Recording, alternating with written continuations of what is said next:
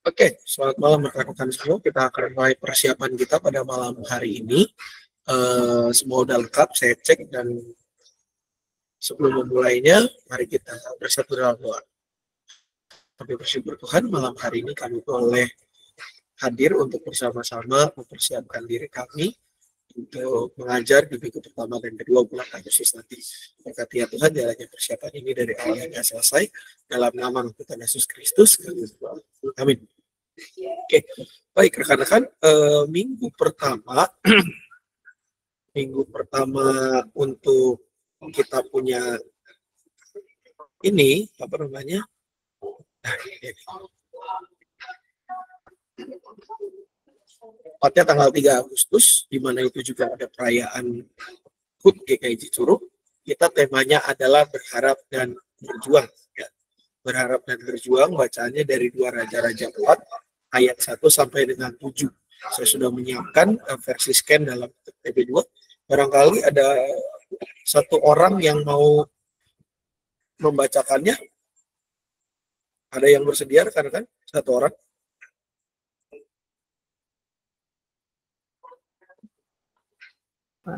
Marcel, Pak. Silakan, Bu Marcel. 2 Raja-Raja 4 ayat 1 sampai 7. Mujizat atas minyak seorang janda. Salah seorang dari istri-istri para nabi berseru kepada Elisa, "Hambamu, suamiku sudah meninggal, dan engkau tahu bahwa hambamu itu takut akan Tuhan. Tetapi penagih utang sudah datang untuk mengambil kedua orang anakku menjadi budaknya." Jawab Elisa kepadanya, "Apakah yang dapat kubuat bagimu? Beritahukanlah kepadaku apa saja yang kau miliki di rumah." Kata perempuan itu, "Hambamu ini tidak punya apa-apa di rumah, kecuali sebuah buli-buli berisi minyak."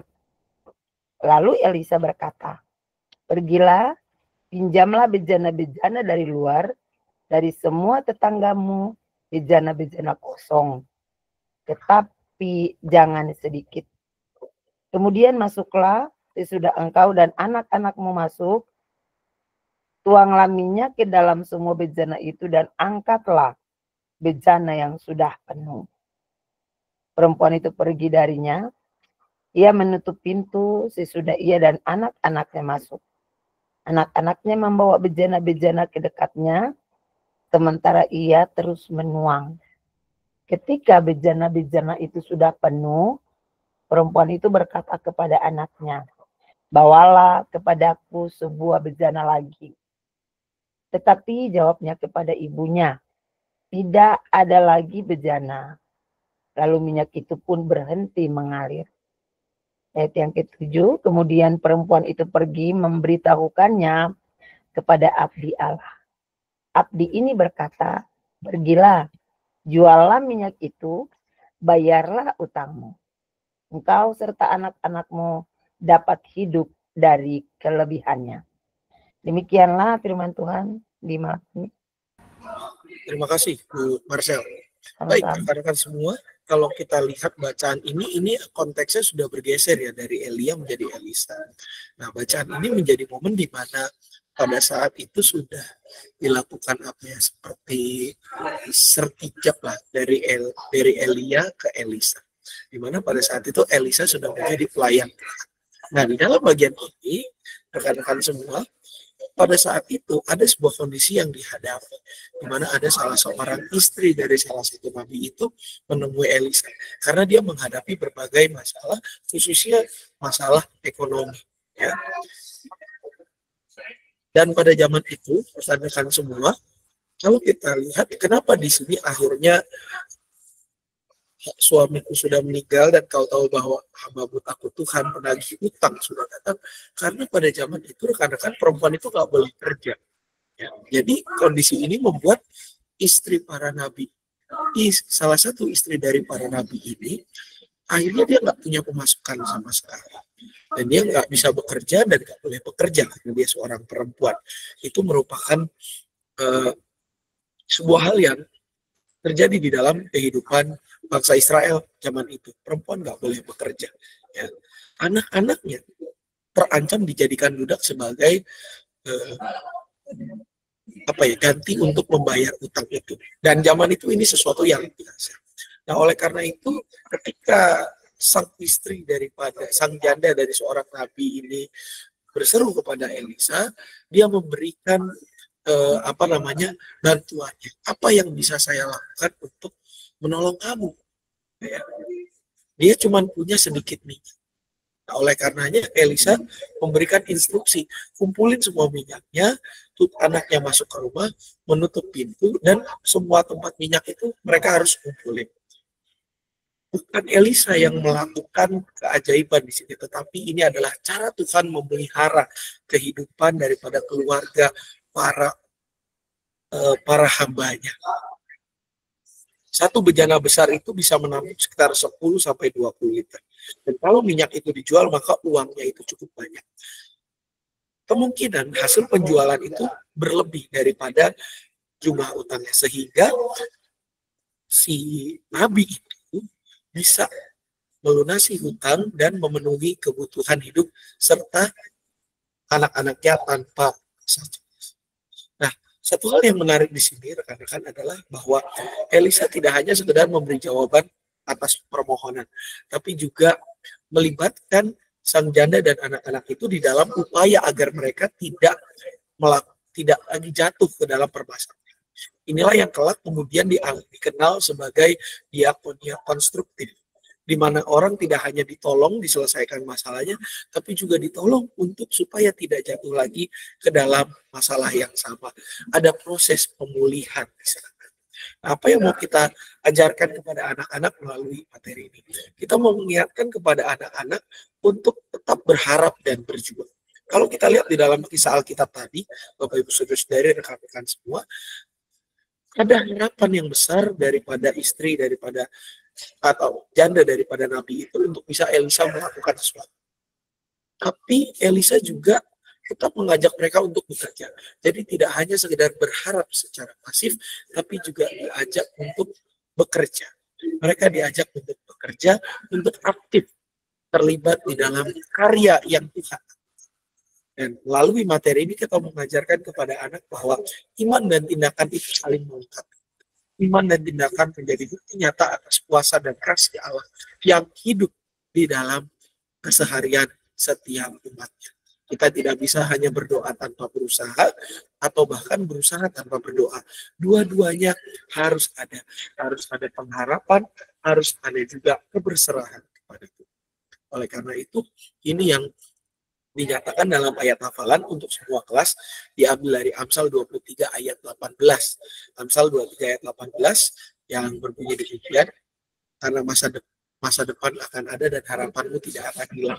Nanti bisa rekan-rekan sesuaikan dengan bahasa yang ada di TB2. Itu untuk materi dan ayat hafalan.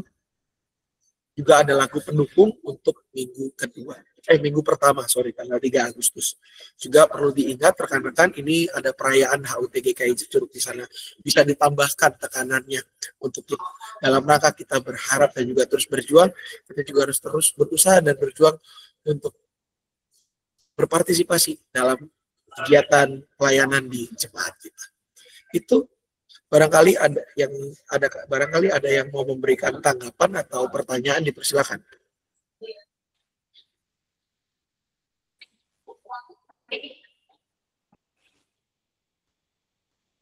Teman semua?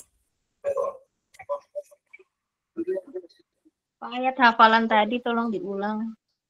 Ayat hafalannya dari Amsal 23 ayat 18 ya, rekan-rekan. Mohon diingat Amsal 23 ayat 18 untuk semua kelas. Itu ya, Bu. Baik, Pak.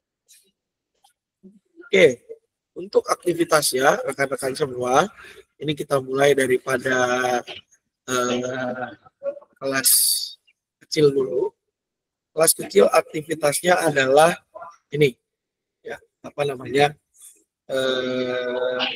jangan yang ini khusus di luar ruangan gitu ya. Nah,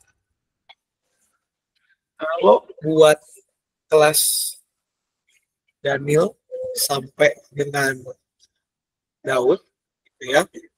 Kalau yang kelas Daniel nanti kita harap aktivitasnya ini dibagikan aja gambar botol minyak, gitu ya. Gambar botol minyak menjadi simbol daripada harapan dan usaha, gitu ya. Karena botol minyaknya ini tidak kosong, tapi dia botol minyak yang terisi, simbol dari harapan dan usaha.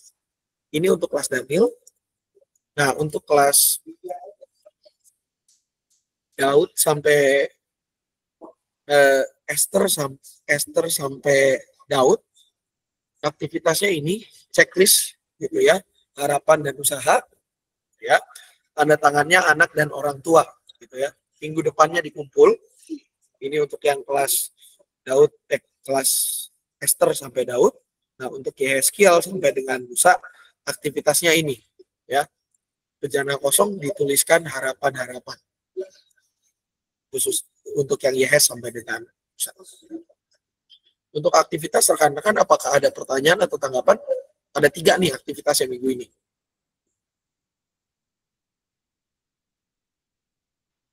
Atau sudah cukup jelas untuk aktivitasnya?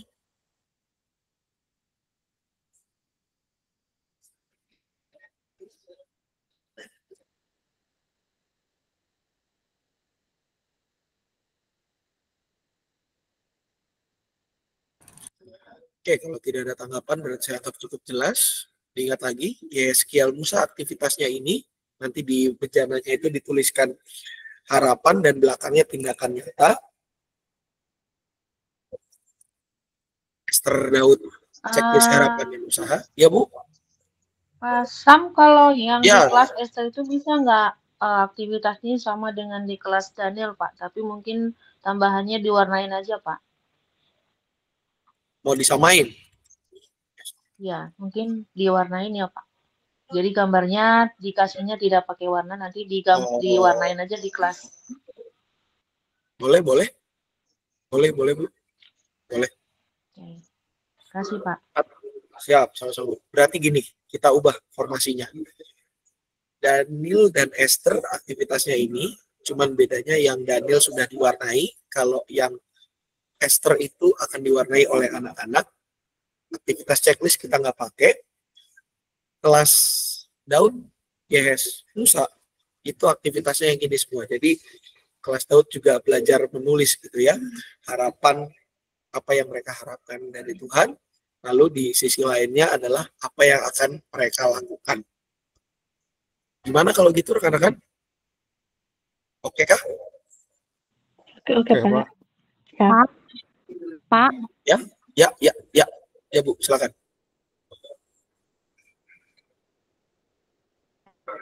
Ada apa? Bu? Saya, Pak. Iya, Kak, silakan, Kak.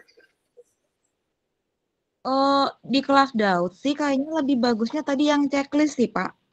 Checklist Itu aja. lebih ngena di kelas. Soalnya tuh kelas Daud ini karena kan baru dari anak Esther sebagian ya. Bahkan baca, tulis pun belum lancar gitu. Kayaknya emang yang checklist tadi tuh lebih bagus juga. Oh, oke. Berarti yang checklist ya. Kembali lagi 3 aktivitas. Oke. Berarti rekan-rekan, Yehes Musa ini, Daud ini,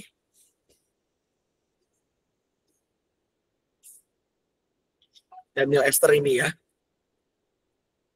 Fix rekan-rekan? Oke? Oke, Pak. Oke.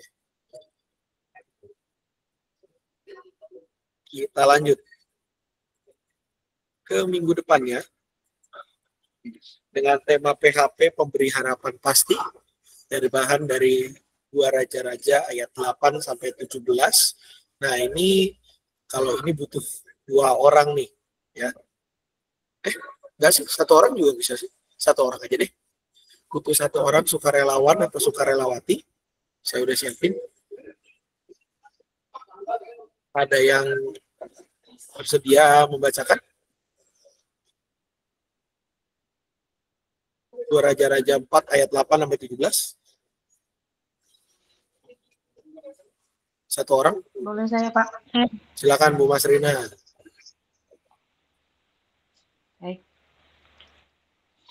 2 Raja-Raja 4 ayat 8-17. Perempuan Sunem dengan anaknya. Pada suatu hari Elisa berjalan lewat Sunem. Di sana tinggal seorang perempuan kaya yang mendesak dia untuk makan. Jadi setiap kali lewat, ia singgah ke sana untuk makan. Kata perempuan itu kepada suaminya, "Sesungguhnya aku tahu bahwa orang yang selalu singgah pada kita itu adalah abdi Allah yang kudus. Baiklah kita membuat sebuah kamar atas yang kecil berdinding batu. Baiklah kita menaruh di sana sebuah tempat tidur, meja, kursi, dan kandil baginya. Apabila ia datang kepada kita, ia boleh tinggal di sana." Pada suatu hari Elisa datang ke sana, lalu masuk ke kamar atas itu dan tidur di situ. Kemudian ia berkata kepada Gehazi hambanya, "Panggillah perempuan Sunem itu." Gehazi pun memanggilnya, lalu perempuan itu berdiri di tengah hadapannya. Elisa telah berkata kepada Gehazi, "Coba katakan kepadanya, sesungguhnya engkau telah sangat bersusah-susah untuk kami. Apakah yang dapat kubuat bagimu? Adakah yang dapat kubicarakan tentang engkau kepada raja atau panglima tentara?" Jawab perempuan itu, "Aku tinggal di antara kaumku." Kemudian Elisa berkata, "Apakah yang dapat dibuat baginya?" Jawab Gehazi, "Sesungguhnya ia tidak mempunyai anak dan suaminya sudah tua." Kata Elisa, "Panggillah dia." Ia memanggilnya, lalu perempuan itu berdiri di pintu. Berkatalah Elisa, "Pada waktu seperti ini juga tahun depan, engkau akan mendekap seorang anak laki-laki." Tetapi jawab perempuan itu, "Janganlah tuanku, ya abdi Allah. Janganlah berdusta kepada hambamu ini." Perempuan itu pun mengandung lalu melahirkan seorang anak laki-laki pada waktu seperti itu. Pada tahun berikutnya, sesuai dengan yang dikatakan Elisa kepadanya. Anak itu menjadi besar. Pada suatu hari ia keluar menemui ayahnya di antara para penuai. Demikian pembacaan kitab Allah. Oke, lewat ya Pak, jadi 18. Gak apa-apa Bu, ekstra 1 ayat. Oke, terima kasih Bu Mas Rina. Baik, rekan-rekan, kalau kita perhatikan dalam bagian Alkitab ini menjadi momen di mana Elis bertemu dengan seorang perempuan dari Sunem. Kita nggak tahu siapa namanya, tapi kita tahu dari daerahnya dari mana. Daerah Sunem. Nah, dalam perjalanannya, ketika seorang perempuan ini akhirnya tinggal, setiap kali Elisa lewat dia diajak untuk makan, lama-lama dia tuh sebenarnya tahu ya, bahwa Elisa ini adalah abdi Tuhan, adalah nabi. Jadi akhirnya dia berinisiatif, ya, berinisiatif untuk membuat sebuah tempat tinggal, ya, untuk buat Elisa biar dia bisa tinggal, dia bisa punya khusus, dan boleh dibilang ketika kamar ini dibangun dengan ini kamar yang dibangun dengan sengaja, dan perempuan ini menyiapkan kebutuhan Elisa itu selama tinggal di rumahnya. Jadi dia berusaha bersikap baik dan dia secara tulus dan ramah menerima Elisa. Akhirnya Elisa yang tersentuh dengan itu, dia bertanya, "Apa yang bisa saya lakukan?" Dia bilang, "Saya udah stabil kok hidupnya." Nah, cuman Elisa yang punya pelayan namanya Gehazi itu melihat ini perempuan belum punya keturunan, dan zaman itu bagi orang Israel gitu ya, kan punya keturunan itu sesuatu hal yang wah. Makanya di dalam kesempatan itu ketika dia mengetahui apa yang menjadi kerinduannya, gitu ya, Elisa dia bilang, "Tahun depan kamu akan mendekap seorang anak laki-laki." Buat perempuan itu sebenarnya dia bilang, ini mah kamu main-main doang kali karena saya terlalu baik sama kamu atau sudah baik sama kamu mengatakan demikian. Tapi justru di situ keaslian Elisa sebagai nabi Allah itu terbukti. Di tengah masa-masa sulitnya, di tengah situasi yang dihadapinya, dan di tengah hal yang terjadi, di situ justru kita bisa lihat perempuan itu akan melahirkan seorang anak laki-laki sesuai dengan yang dikatakan oleh Elisa. Dan ini menjadi contoh nyata bagaimana bahwa jangan menganggap enteng kata-kata dan harapan yang diberikan oleh Elisa karena berasal dari Tuhan, itu adalah harapan yang sejati, harapan yang pasti, bukan yang palsu. Apa yang mau kita ajarkan kepada anak-anak dari materi ini? Kita mau mengajarkan anak-anak dari materi ini bahwa Tuhan itu tidak pernah ingkar janji. Tuhan itu selalu menepati janjinya. Dia tidak PHP memberikan harapan palsu, tapi PHP memberikan harapan yang palsu, yang pasti. Sebagai Tuhan, mereka anak-anak diajak untuk tidak memberikan PHP kepada teman-temannya. Justru ketika mereka memberikan Tuhan, karena mereka adalah umat Tuhan, harus pasti. Dan mereka juga harus yakin bahwa harapan yang berasal daripada Tuhan adalah harapan yang pasti. Nah, ini yang akan kita semakin tajamkan di dalam ayat hafalan. Nah, ayat hafalannya rekan-rekan kalau yang di versi sahabat anak ini yang memang bahasa Indonesia masa kini, kita tetap pakai 2 Petrus 3 ayat 9 bagian A yang panjang ini, ya, 2 Petrus 3 ayat 9a, tapi kita pakai versi yang TB2. Sekali lagi kita pakai yang TB2. Tetap kita pakai 2 Petrus 3 ayat 9a, tapi pakai versi TB2. Lagu-lagu pendukung juga ada di sana. Itu untuk materi rekan-rekan dan juga ayat hafalan serta lagu pendukung. Barangkali ada yang mau memberikan tanggapan atau bertanya, silakan.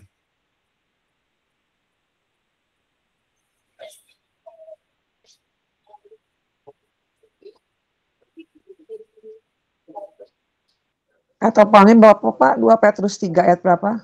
2 Petrus 3 ayat 9a, Cik. 2 Petrus 3 ayat 9a.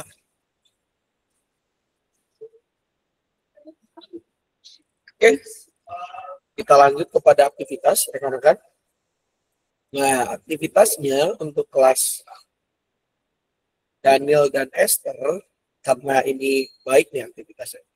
Nah, ini pakai gerakan gitu ya, ditiru. Ya. Nanti disesuaikan dengan apa yang tertulis di TB2. Ya. Kelas Daniel dan Esther ini bisa dipakai ini, ya, untuk gerakan ini sebagai ayat hafalannya. Lalu untuk kelas yang lebih besar, rekan-rekan semua,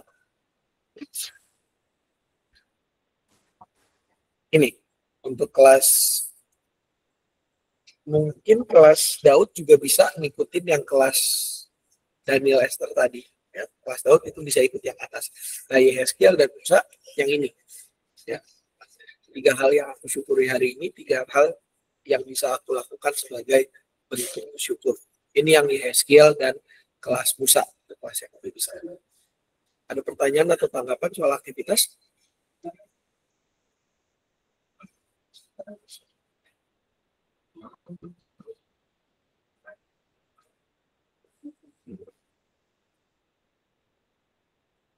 Aman rekan-rekan semua?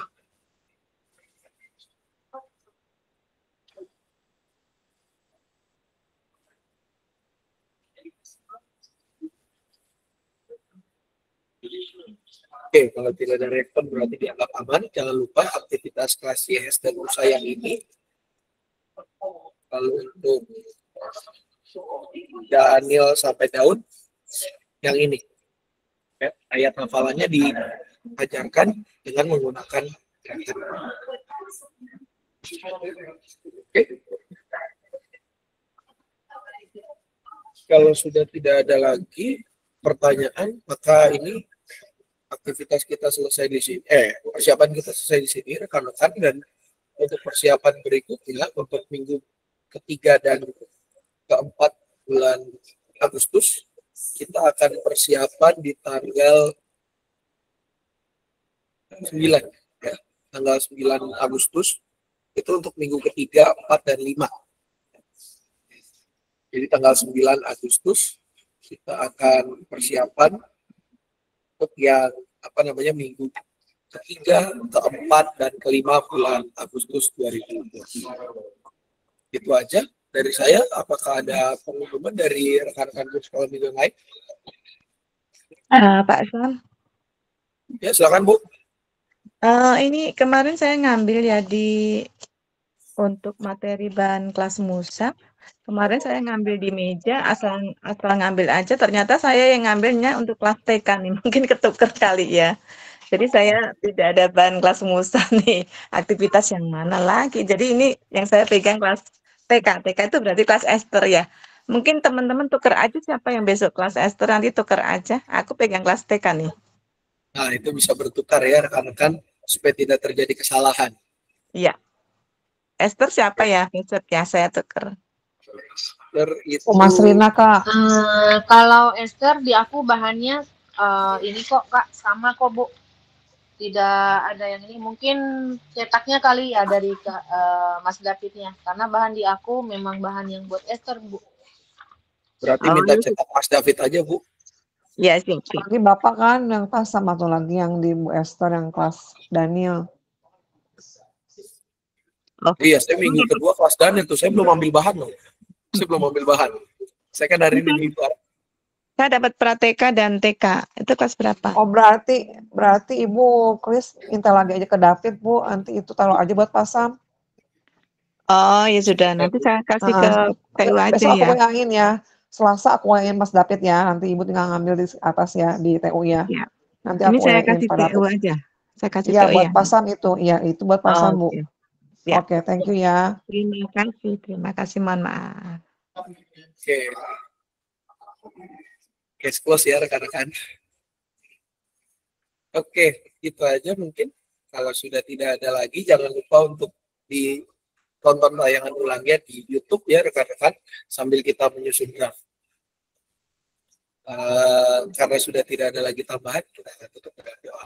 Mari kita berdoa. Bapak, Ayo, Bu. persiapannya jam berapa Ya. Pak? Tanggal 9 Agustus, jamnya Bapak belum tertutup jam berapa? Oh, jam 7. Jam 7 kayak biasa, Bu. Jam 7. Balik Oke. normal. Kalau hari Sabtu normal jam 7. Siap, makasih Bu. Oke, kita akan tutup dalam doa. Bersyukur Tuhan kami boleh menyelesaikan persiapan kami, dan biarlah Engkau yang semakin sempurnakan persiapan ini agar segala sesuatunya boleh berjalan dengan baik. Jika kami juga akan berpisah untuk melanjutkan kehidupan kami, berkatilah ya Tuhan agar hidup kami senantiasa berada di dalam tanggung pemeliharaan saja. Dalam nama Tuhan Yesus Kristus kami berdoa. Amin. Terima kasih rekan-rekan semua, Pak Oktan terima kasih juga sudah hadir. Selamat malam. Pak. Gitu ya. Malam. Sampai jumpa. Selamat melanjutkan aktivitas. Tuhan Yesus berkati. Selamat malam semua, terima kasih. Malam. Selamat malam semua, terima kasih. Selamat malam.